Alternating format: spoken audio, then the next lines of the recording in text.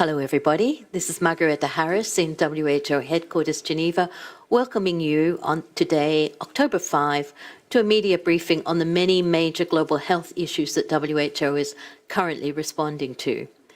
As always, we'll open with remarks by our WHO Director General, Dr. Tedros Adhanom Ghebreyesus, after which we will open the floor to questions from media representatives.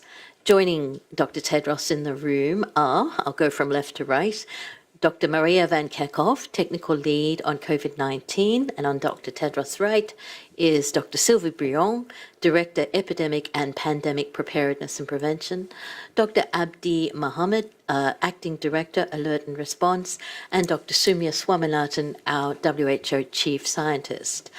Online, we also have many experts, including Dr. Mike Ryan, our Executive Director, World Health Emergencies, Dr. Rick Brennan, our Regional Emergency Director for the Eastern Mediterranean region, Dr. Palita Mahipala, our WHO representative in Pakistan, and we have even more a big range of subject matter experts whom I will introduce to you as I answer your questions.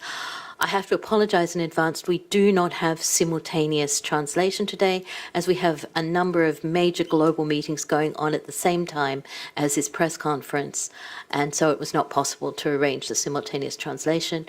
I apologize for that. But now, without further ado, I will hand over to Dr. Tedros. Dr. Tedros, you have the floor. Thank you, Margareta. Good morning, good afternoon, and good evening. First to Uganda, where WHO is continuing to support the government to respond to an outbreak of Ebola disease in 4 districts. So far, 63 confirmed and probable cases have been reported, including 29 deaths. 10 health workers have been infected, and 4 have died. 4 people have recovered and are receiving follow-up care. WHO has released $2 million from our contingency fund for emergencies, and we're working with our partners to support the Ministry of Health by sending additional specialists, supplies, and resources. When there is a delay in detecting an Ebola outbreak, it's normal for cases to increase steadily at the beginning and then decrease as life-saving interventions and outbreak control measures are implemented.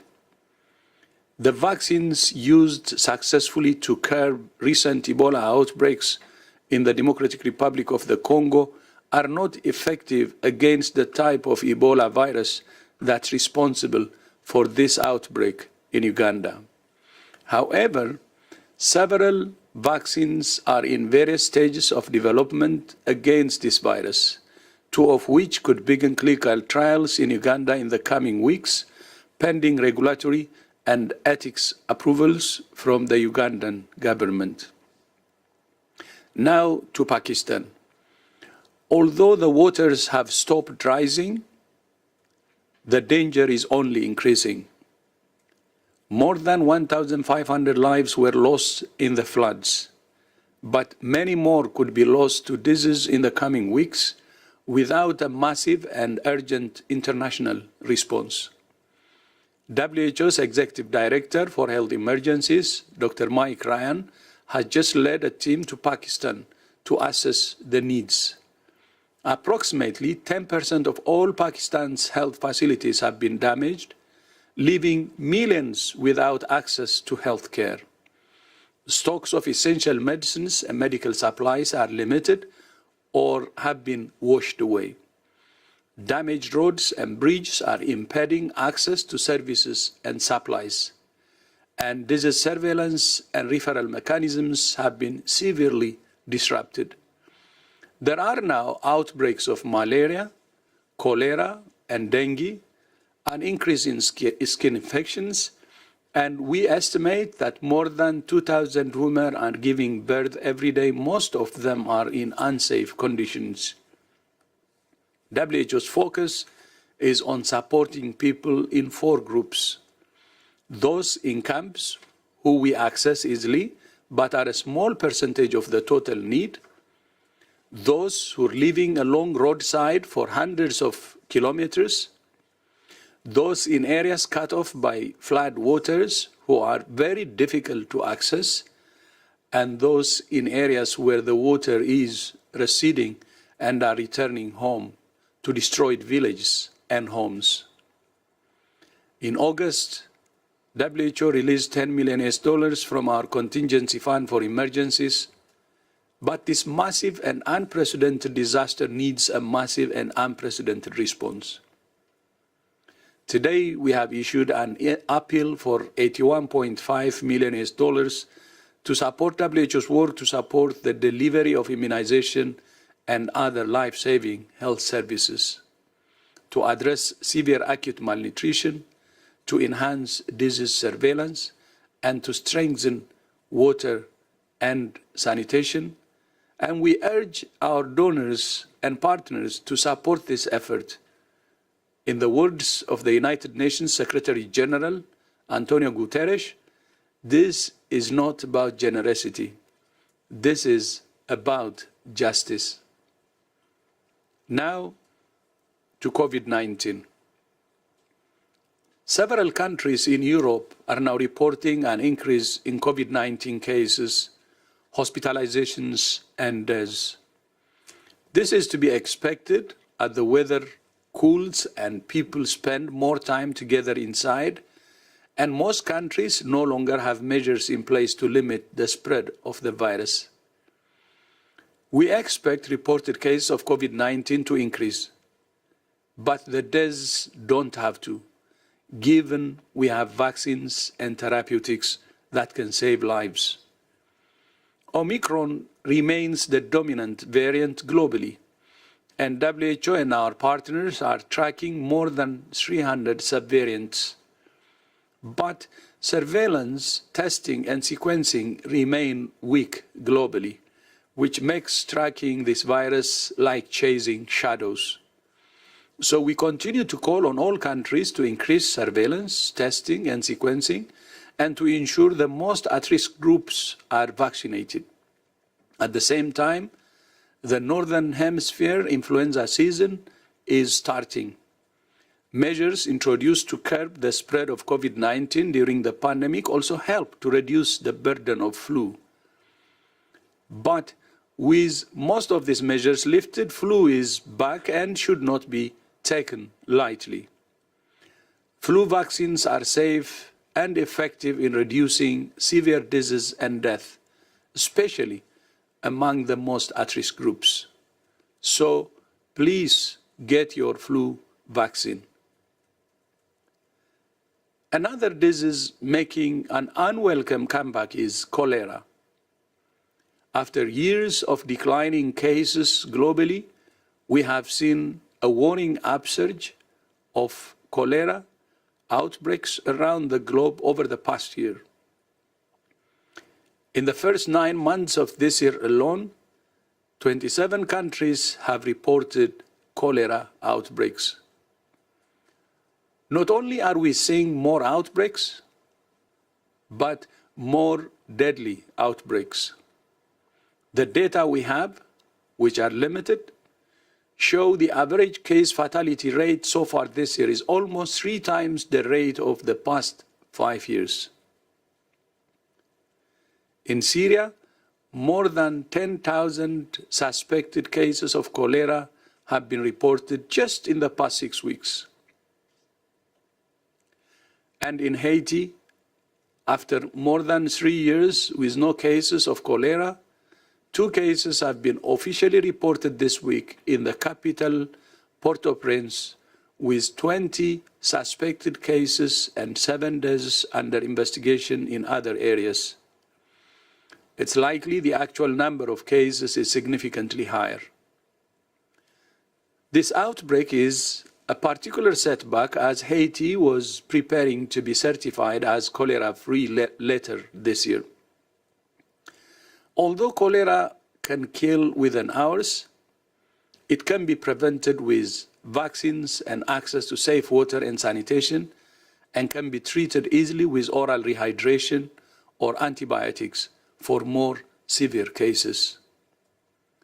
But the reality is that many people don't have access to these simple interventions. In 2013, WHO and our partners created an international stockpile of cholera vaccines, which last year shipped 27 million doses. But with an increasing number of outbreaks, supply cannot keep up with demand. We urge the world's leading vaccine manufacturers to talk to us about how we can increase production. Cholera thrives on poverty and conflict, but is now being turbocharged by climate change. Extreme climate events like floods, cyclones, and droughts further reduce access to clean water and create the ideal environment for cholera to spread.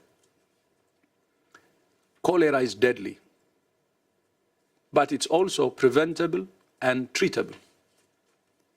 With the right planning and action, we can reverse this trend.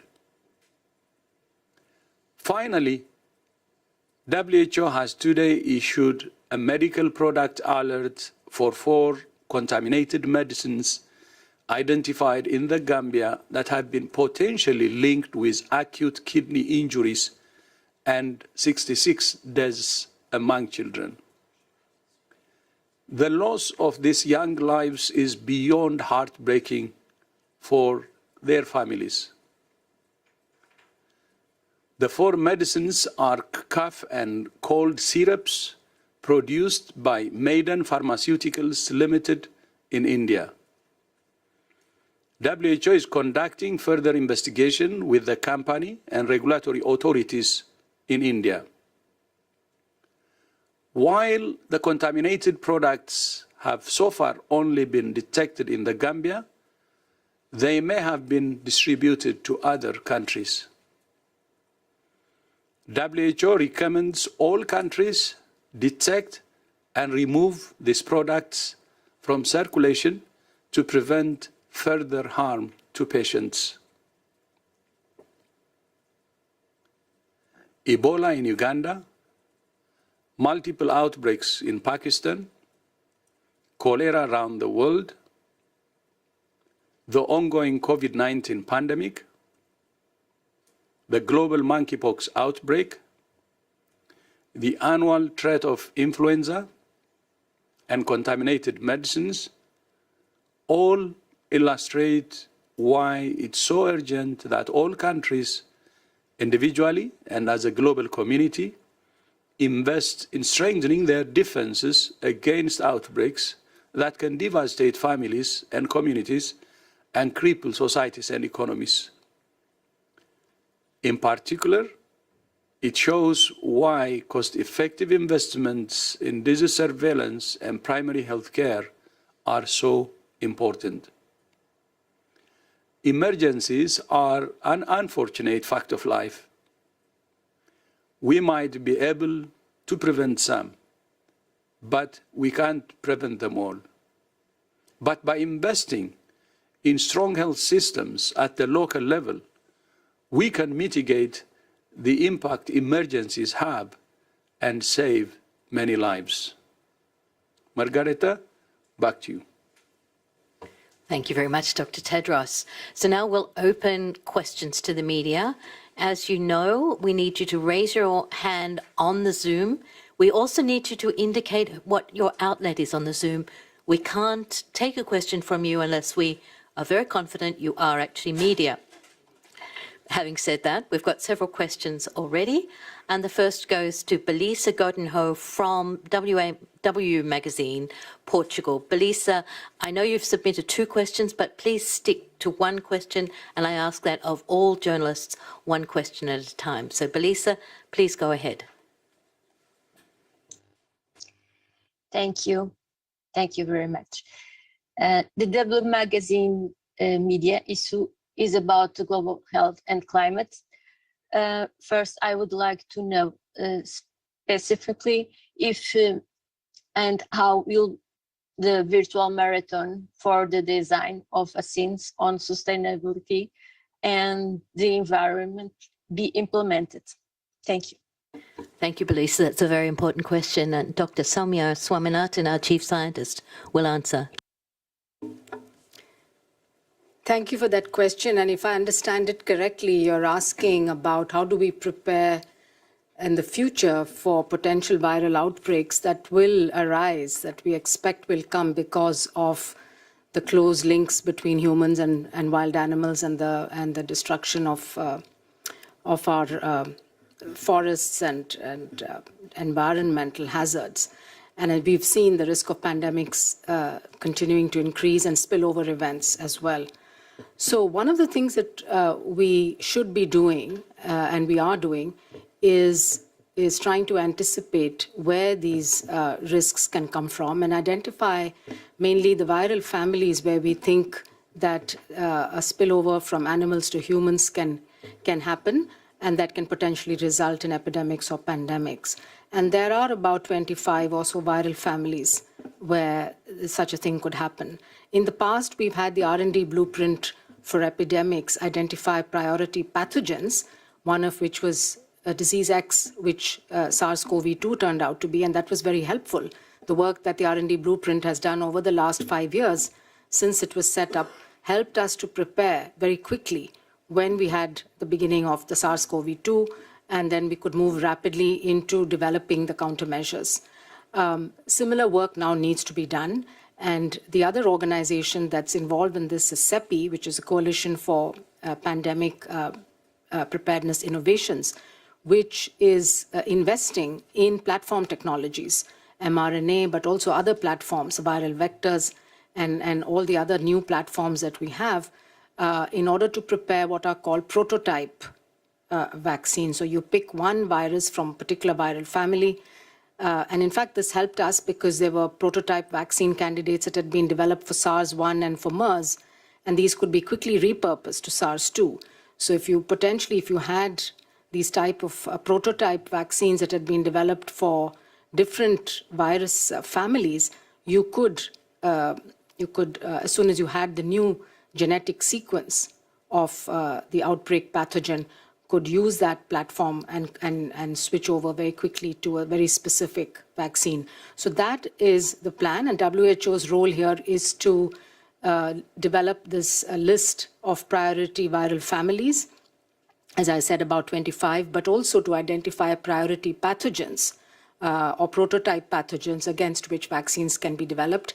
And I'm sure that not just CEPI, but many agencies and government agencies that have been set up now, like HERA in Europe, and BARDA and DARPA and the NIH in the US, and many others around the world will be investing in this. And the whole idea is to be as prepared as possible against potential threats. And we are also seeing now, the DG just mentioned the number of outbreaks and the fact that we do not have tools against diseases like this Sudan Ebola virus, even though we've had outbreaks in the past where we don't have enough stocks of cholera vaccines and so on. So I think that this whole area of R&D, which is directed towards public health, is going to be increasingly important. Thank you.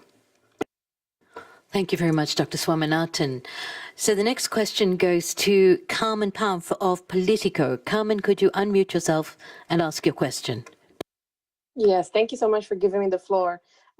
Just on monkeypox, to my knowledge, the countries that have been reporting monkeypox outbreaks for a long time still haven't secured access to the vaccine and the therapeutic that is used against it. But I was wondering if you see any sort of positive impact of this global outbreak on the countries that have been reporting cases for a long time. Is it increased awareness of the virus? Is it more investment in research, or so far there are only negative consequences? Thank you.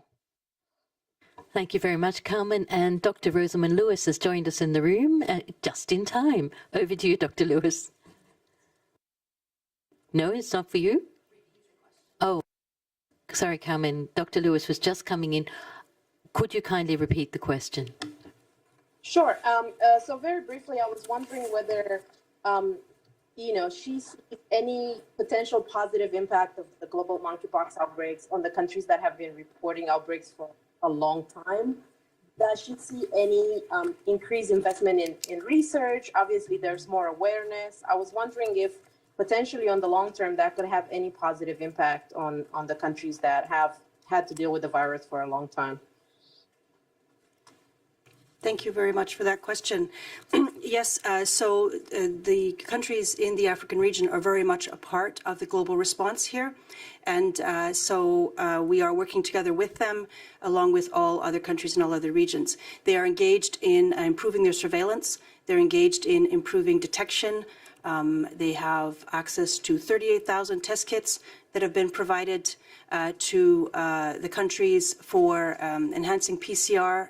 And they are also engaged in trainings for clinical care and studies on vaccines and studies on therapeutics. So we are very hopeful that this will increase the capacity throughout the region. And also, you've heard that the Strategic Preparedness and Response Plan is being released, along with an appeal that we have so that we can engage even further with the most affected countries. Thank you. Thank you. And Dr. Briand will add some more on this issue.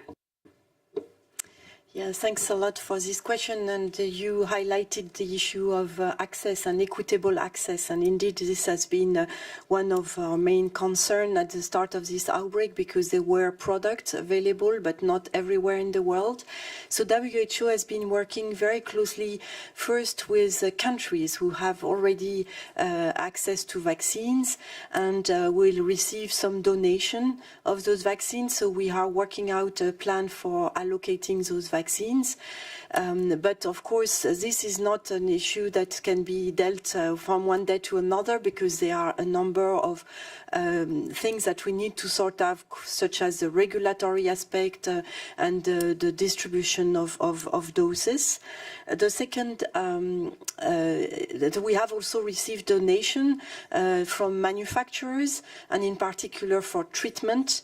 And so once those donation agreements are finalized, we will be also in a position to allocate those life-saving intervention to countries with more difficulties to access those things. So it's work in progress. It's not as fast as we would like it to be, but it's good lessons learned as well from for everybody to see that when we have a disease that we didn't anticipate really enough in advance that we may face outbreaks in multiple countries, we need to have in place a more global mechanism to ensure a better access to a life-saving intervention. Thank you. Thank you very much, Dr. Briand. I now have a written question from Helen Brunswell, Stat Magazine. She's on a plane right now, so can't actually ask her question in person. But her question is, she's looking for an update on the vaccine studies, trials, where we are with assessing the vaccines for Ebola Sudan virus in Uganda. And I understand Dr. Abdi will answer this question first, and then Dr. Soumya will add as well. Let me turn first to Soumya. I think we've been working very closely with Anna Maria and Soumya. Please.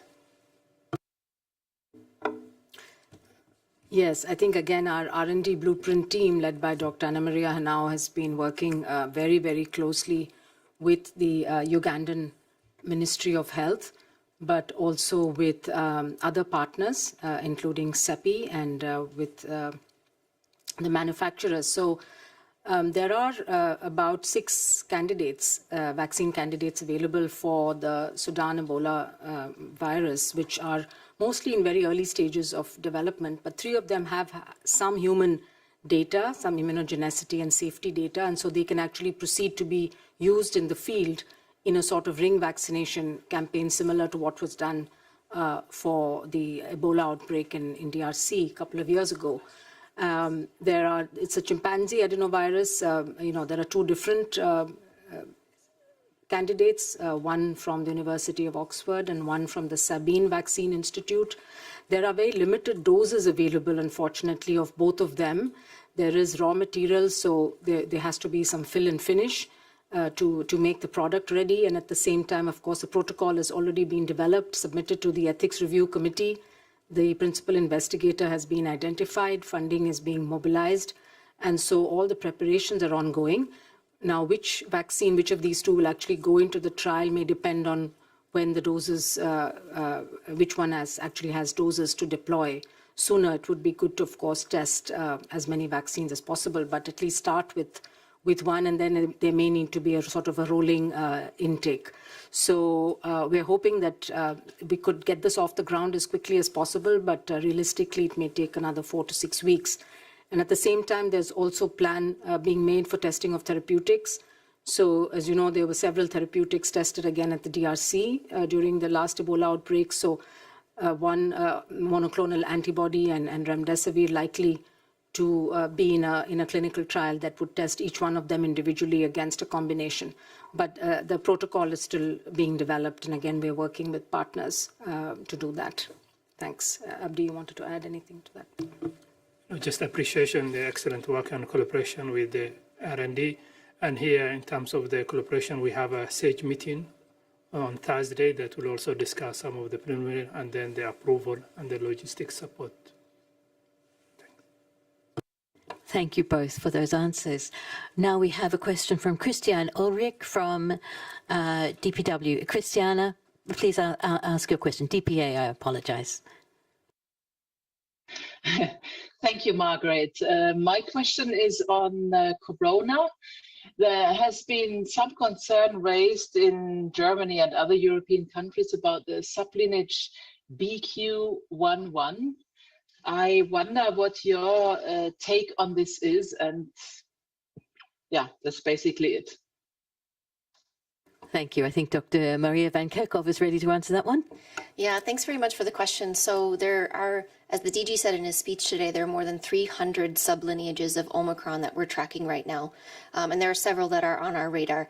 It sounds a little bit like an alphabet soup with all of these subvariants that we're tracking, but the bottom line is that this virus continues to evolve. It's circulating at an incredibly intense level around the world right now. Among the Omicron sublineages, BA.5 is dominant. About 80% of the sequences that are available are BA.5 and its subvariants. But surveillance has changed drastically in the last several months. And the number of sequences that the world and our expert networks are evaluating has dropped by more than 90% since the start of the year. That limits our ability to really track each of these, and exactly the one that you've mentioned today. We have a number of subvariants of Omicron that are on our radar, because what we're looking at is we will continue to see waves of infection. This is for sure going into the future because we will be living with this virus, but we have a lot of tools that can mitigate their impact. We have diagnostics that can get patients into the clinical care pathway using antivirals and using different therapeutics to prevent severe disease, to prevent death. We have vaccines that continue to be effective against preventing severe disease and death. So it is absolutely critical that we use these tools.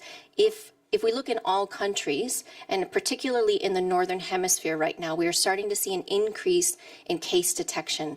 And in some countries, we're starting to see increases in hospitalization, increases in admission to ICU, and increases in deaths. And this is really due to incomplete vaccination coverage, inappropriate or ineffective use of available tools like antivirals. They're not being used among the populations that need access to them. So we're concerned. And in the Northern Hemisphere, we're entering autumn and the winter months. So we will see co-circulation of other viruses like influenza, also mentioned by the DG today. So we need health systems to be prepared. We need surveillance systems to be able to detect the known variants and subvariants that are circulating, and we need to be able to detect new ones that are out there. But we need strong health systems to be able to deal with patients and provide appropriate clinical care, regardless of where they show up within the healthcare system. And if you hear anything, please ensure that you get vaccinated. In all countries, we are missing people who are at high risk and the highest risk of developing severe disease, either because they have not received a single dose of vaccine or they haven't received the full course of dosing that are recommended for them. So please look at your national guidance, follow national guidance, and receive the recommended doses in your area. But the virus is circulating, and there's much more that we need to do to reduce transmission while living our lives safely, Public health measures play a key role, wearing a mask when you're around others, when you're indoor, improving ventilation, making sure we have good surveillance, and we use the appropriate therapeutics, diagnostics, and vaccines to save lives now. Thank you very much, Dr. Van Kerkhove. So the next question goes to Mrna from Health Policy Watch. Mrna, please unmute yourself and ask your question. Thank you so much. My question is just that could you please provide an update on what the status of work is at the mRNA hub in Africa? Thank you. Yes, Dr. Soumya Swaminathan will answer that question. Thank you. Thank you very much for that question. I'll try to provide a brief update. So, as you know, the mRNA hub in South Africa is based at this company called Afrigen, but there are a number of partners supporting, including the Ministry of Science and Innovation, as well as the Medical Research Council, and then BioVac is the other company to which the transfer will take place. So at this point, we actually have an mRNA vaccine candidate that has been developed by scientists in South Africa using publicly available information. Now this, because it's a newly developed vaccine, needs to go through all the phases of testing that a vaccine normally would. So right now, it is going to go into animal studies, hopefully this month in October, for all the toxicity studies and so on. And then it needs to go, the technology transfer has to happen, and then the GMP doses have to be produced so that it could then go into human clinical trials, which will likely start perhaps towards the end of 2023, and then there's a timeline for going into phase 2 and 3 trials. Meanwhile, of course, there is the technology transfer, which has also started happening since the basic methodology and the SOPs for how to develop a vaccine have already been done, even though it's yet to be clinically proven efficacious and safe. The spokes, and as you know, we have 15 spokes around the world in different regions of the world. Teams from those companies have already started coming to South Africa for training, for the technology transfer. They then are taking that technology back into their own companies and their countries and beginning work. Sometimes to use the technology for other products, for other vaccines. And different spokes are now having discussions about which other diseases they could target. And they're thinking about diseases like tuberculosis and malaria, but also about chikungunya and dengue and other infectious diseases. At the same time, there are 2 other work streams which have started. One is the Biomanufacturing Training Initiative with a hub in South Korea. So we'll have the second batch of trainees going there in October. And we're working closely with the WHO Academy team to really build a curriculum for manufacturing training in biologics.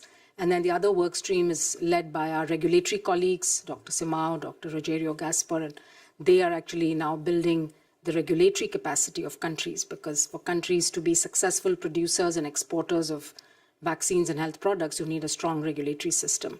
And so that work is also proceeding. So all of these parallel activities, we did start this with a longer term view, really beyond COVID. So the idea was not to come up necessarily with a vaccine for COVID, though that would be the proof of principle, but it's going to take time. And so the idea is to build this network, build the capacity, put the technology in the hands of scientists in these companies who will then make products that are needed for their own populations. Thanks. I hope that answered the question. Thank you, Dr. Swaminathan. And Dr. Mariangela Shamal would like to add a few points, as you mentioned, about the regulatory aspects. Dr. Shamal, please, over to you. Thank you for the question. And actually, I want to share good news, because this week we did have we finalized the formal assessment of the South African Regulatory Authority, which is now considered by WHO as a functional maturity level 3 regulatory authority. And let me say that the government of South Africa has invested a lot of efforts and training of personnel to be able to achieve WHO standards for a functional regulatory authority. And why is it important? Because there's South Africa hosting the hub, it needs a strong regulatory authority to oversee the production of vaccines in the country. So I just wanted to share this news. Thank you. Thank you, Dr. Shimao and Dr. Swaminathan. The next question goes to somebody who's been waiting up very late at night, Marianne Benitez in Hong Kong from the Hong Kong Standard. Marianne, please unmute yourself and ask your question. I'd like to ask you this, doctors, and also the CHP. Can you hear me? Very Hello? well, Marianne. Please go ahead. Okay. They've been urging people to get COVID-19 and flu jabs in one go, warning for possible seasonal, a double whammy of COVID and flu because there been a milder flu winter peaks, in the past 2 years amid the pandemic. So what's the WHO position also? Is there a crystal ball that people should be overly worried of as I said, double whammy of flu and COVID at the same time? Thank you. That seems to be several questions. You're talking about getting the flu jab at the same time, but also about co-circulation. So we'll start with Dr. Maria Van Kerkhoff. Thanks. I'll start, and I'm sure others will want to come in. I think that there's a couple points within your question. One is that we are seeing circulation of many viruses around the world. The world has opened up. People have worked very hard to try to bring the emergency of COVID-19 under control in their countries. We're not quite there yet at a global level, but as the world is opening up and people are mixing again, we're starting to see circulation of other viruses. In the Southern Hemisphere, we saw circulation of influenza as well as SARS-CoV-2, the virus that causes COVID-19. We expect to see that in the Northern Hemisphere as well. So it is really important that we put measures in place. We use the measures that are in place to reduce the spread and to protect people who are most vulnerable for developing severe disease. And one of those measures is vaccination. So it is recommended that you receive COVID-19 vaccines according to the recommended dose based on your age and your underlying conditions.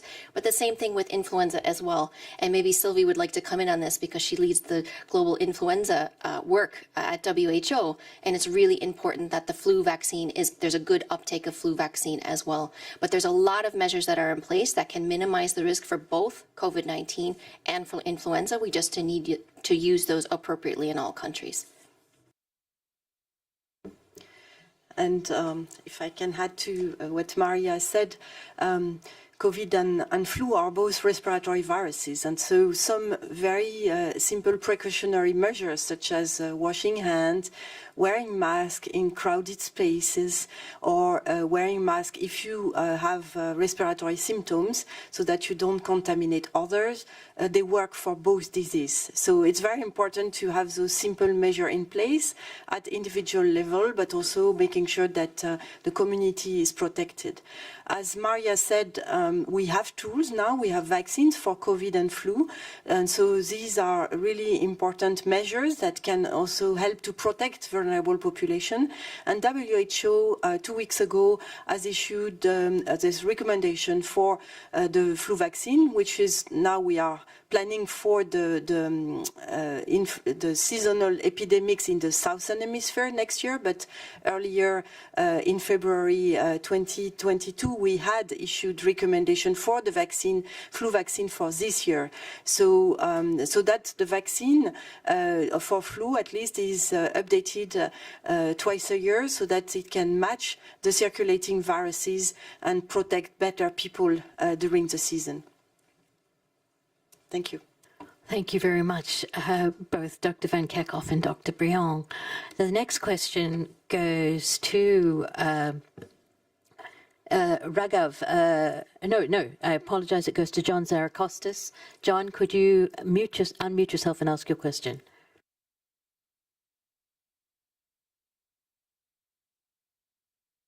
Yes, good afternoon, Margaret. My question is to all the panelists, and in particular, Dr. Tedros. The WTO negotiations face a December 16 deadline to try and expand the waiver from IP for therapeutics and diagnostics. They achieved the vaccine in June. How critical is it that they complete the circle here? Apologies, John. Mariangela's just had to leave, so we won't be able to answer that question. Unless Dr. Tedros, no, I think we need, no, Dr. Tedros would like to answer. No, thank you, John. I think it's, first of all, we have to appreciate the progress made by WTO and its members. We're glad that during their ministerial meeting they have made a decision. And on the deadline, we still believe that it's critical because this pandemic has been unprecedented. And I hope the member states of WTO will take this forward and we will have a result. Thank you. Thanks very much, Dr. Tedros. And now we'll go to Raghav of Reuters. Raghav, please unmute yourself and ask your question. Hey, hi, Margaret. Can you please help us understand what has been your assessment of the reasons behind the increased cholera outbreak globally and especially in Haiti, as the last case was reported more than 3 years ago? And so what has changed now and how is WHO helping with it? So we'll start with Dr. Philippe Barbosa, our focal point on cholera. Philippe, over to you.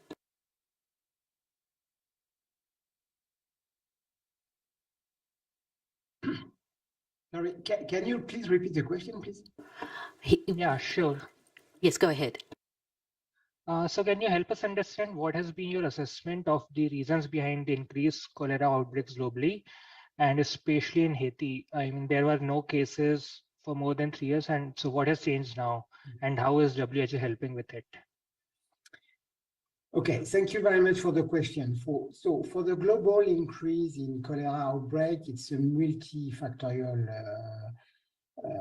aspect. I mean, there are the usual conflict, humanitarian crisis, poverty, and vulnerability that are still very much prevalent. So this has not significantly changed. What has dramatically changed is the impact of climate change. Many countries have been affected by major climate change-related effects like cyclone, droughts, very large monsoon, etc. So this has really fueled the outbreak beyond what is normally seen and observed during the previous years. And the concern is this is going to continue increasing on the months and the year to come. So this point is the climate change is a key new factor that need to be taken into consideration.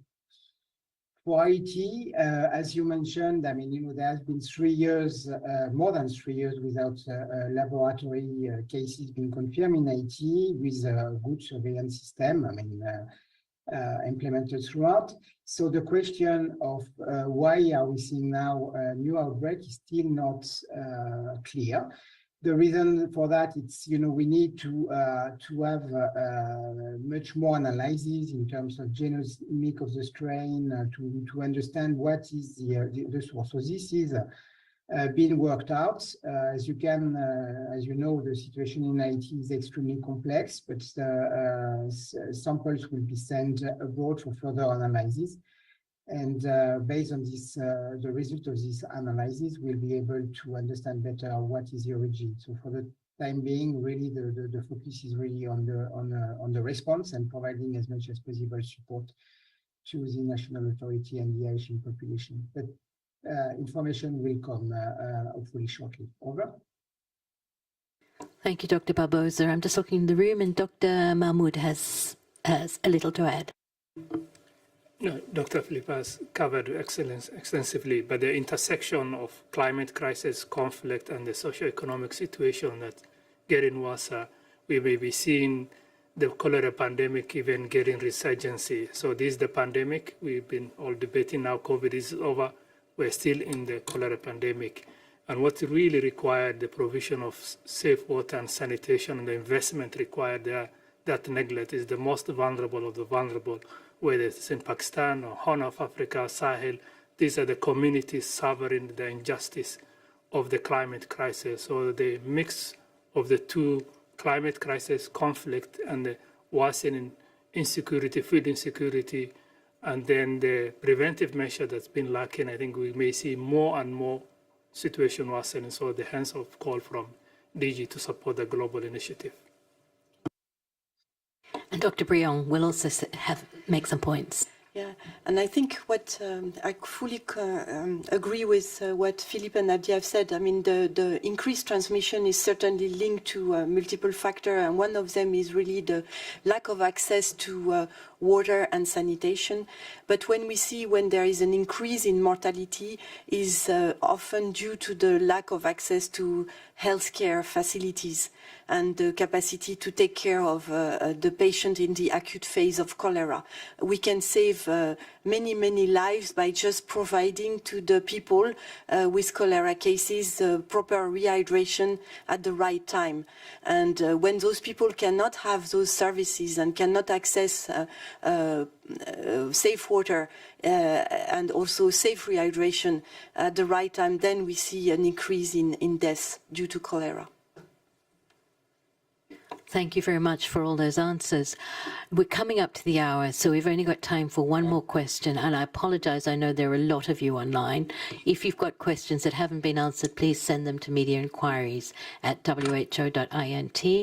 And now the last is one of our regulars, Simon Ateba from Today News Africa. Simon, please unmute yourself and ask your question.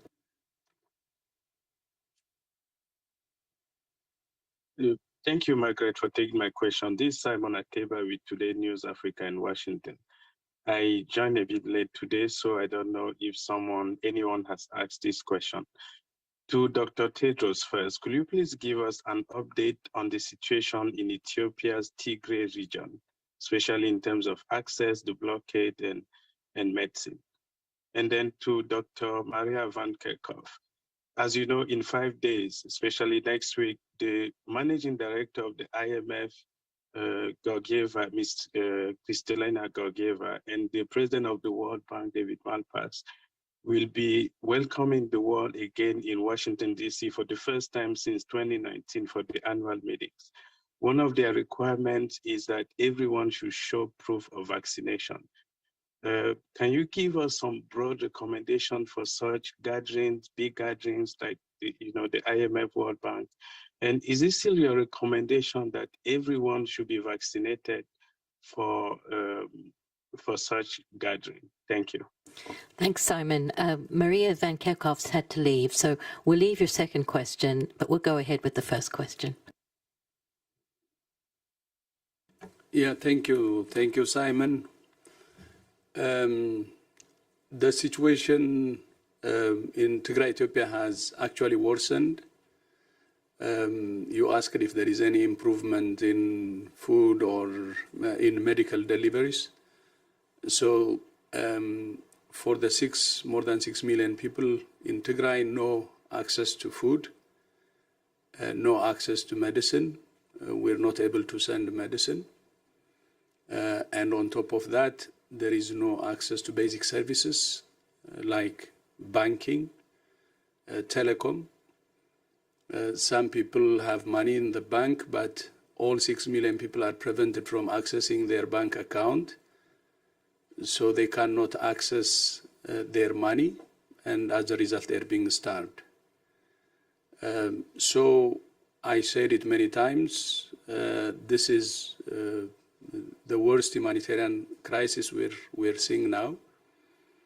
And this is done systematically by the Ethiopian and Eritrean government, the siege that has been enforced for more than 23 months now. So we urge the Eritrean and Ethiopian forces to end the war, because they can unilaterally end this war. They can end the siege, and they can give peace a chance, because this conflict should be resolved peacefully. But whatever conflict there is,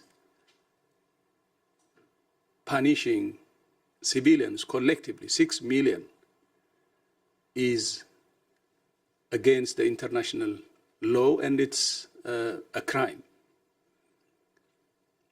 So there is no change. It has actually worsened. But not only that, maybe you're following the news. There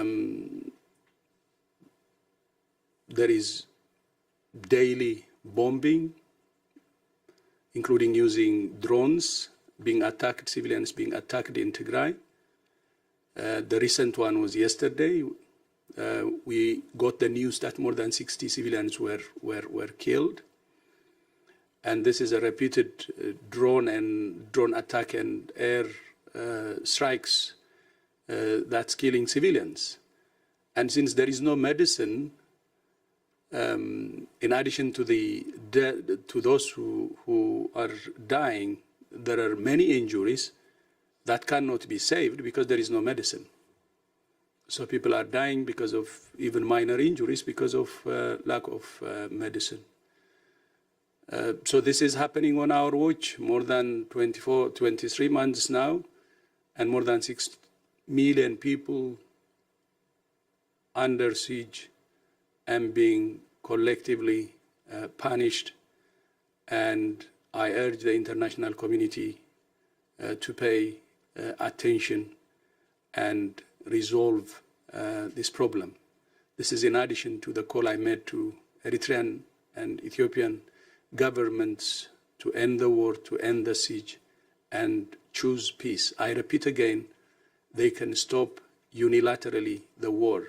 You remember about the invasion of Ukraine by Russia, and we urge Russia to end the war because we believe that that war can also be stopped unilaterally if Russia chooses to end. And the same thing, if Ethiopia and Eritrea choose to end this peacefully, they can end it. And that's what we urge. But Simon, as we speak, the humanitarian condition has worsened as if 23 months of siege is not enough. Now there is a major attack by both Eritrean and Ethiopian forces on Tigray. Thank you. Thank you for that question. And back to you, Margaret. Thank you, Dr. Tedros. So we've reached the hour and we'll have to wrap. And I apologize again to all those people who are online. I'd also like to let you know, look in your inboxes, you will see a release on the good news about the South African regulator. And we'll see you next week, but over to Dr. Tedros for any final remarks. Thank you again for colleagues from the press for joining us, and see you next time.